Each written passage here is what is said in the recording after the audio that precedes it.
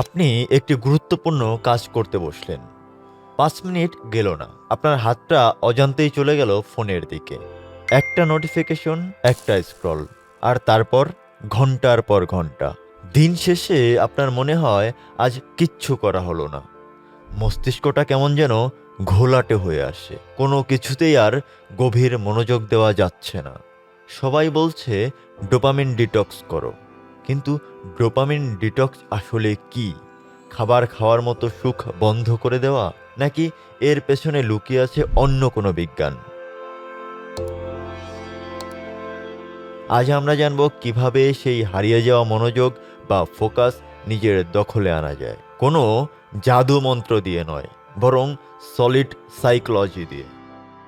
আমাদের চ্যানেলে আপনাকে স্বাগত, যেখানে মন শিখে থামতে আর মস্তিষ্ক শিখে ভাবতে।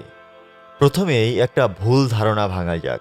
ডোপামিন ডিটক্স কথাটি শুনতে বেশ চটকদার মনে হতে পারে, কিন্তু বৈজ্ঞানিকভাবে শরীর থেকে ডোপামিন বের করে দেওয়া বা ডিটক্স করা অসম্ভব, আর সেটা করাও উচিত নয়। কারণ ডোপামিন ছাড়া আপনি নড়াচড়া করতে পারবেন না, এমনকি আপনার হার্টও কাজ করবে না। ডক্টর ক্যামেরন সেপাহ ২০১৯ সালে যখন ডোপামিন ডিটক্সের ধারণাটি আনেন, তখন তিনি আসলে ডোপামিন কমানোর কথা বলেননি। তিনি বলেছিলেন সেই সকল আচরণ বা বদভ্যাস কমানোর কথা যা আমাদের ইনস্ট্যান্ট গ্র্যাটিফিকেশন বা তাৎক্ষণিক আরাম দেয়।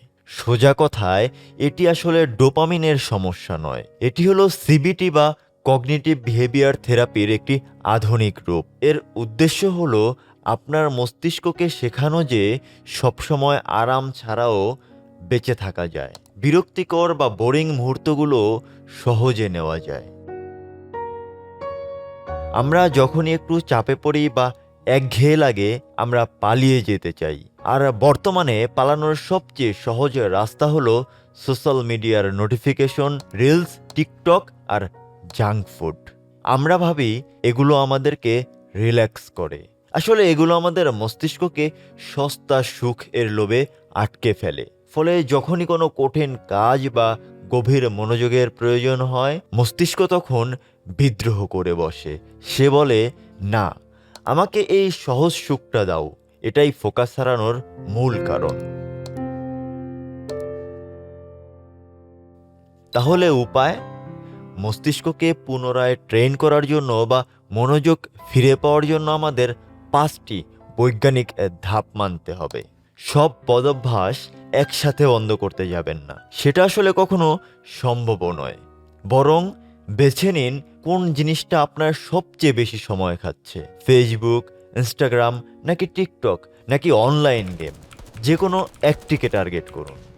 ডাক্তার সেপাহ এর মতে পুরোপুরি বন্ধ করে দেওয়ার চেয়ে লিমিট করে দেওয়া বেশি কার্যকর। নিজেকে বলুন, আমি সোশ্যাল মিডিয়া ব্যবহার করব, কিন্তু দিনে মাত্র 30 মিনিট, অথবা রাত 10টার পর নো স্ক্রিন। এটাকে একটা এক্সপেরিমেন্ট বা পরীক্ষা হিসেবে নিন। দেখুন আপনার মস্তিষ্ক কেমন আচরণ করে। যখন আপনি ফোনটা সরিয়ে রাখবেন, তখন যে ফাঁকা সময়টা তৈরি হবে, সেখানে কি করবেন? যদি কোনো কিছু না করেন, তবে আবার ফোনে ফিরে যাবেন। তাই ওই সময়ে এমন কিছু একটা করুন যা আপনাকে শান্তি দেয়। বই পড়ার অভ্যাস করুন, হাঁটতে যান, বা লাইব্রেরিতে সময় কাটান।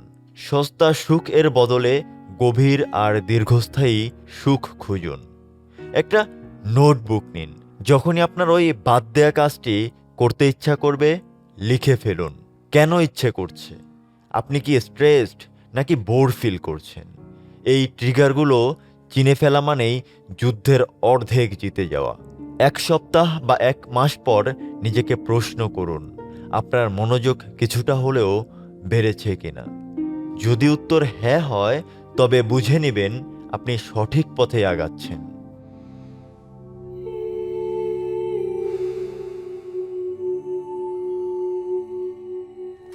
সবশেষে একটা বাড়তি টিপস দেই। মনোযোগ ফিরে পাওয়ার সবচেয়ে বড় ঔষধ হলো একঘেয়েমি। আমরা বোর হতে ভয় পাই, কিন্তু পৃথিবীর সকল সেরা আইডিয়াগুলো, সেরা সৃষ্টিগুলো এসেছে তখনই যখন মানুষ নিজের সাথে একা ছিল।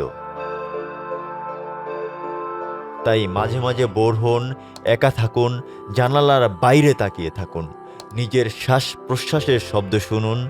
দেখবেন আপনার মস্তিষ্ক আবার শান্ত হবে, আপনার মনোযোগ আবার ফিরে আসবে।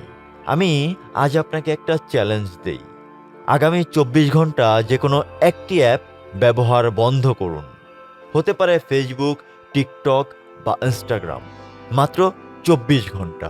দেখুন তো আপনি আপনার মনকে নিয়ন্ত্রণ করতে পারেন কিনা।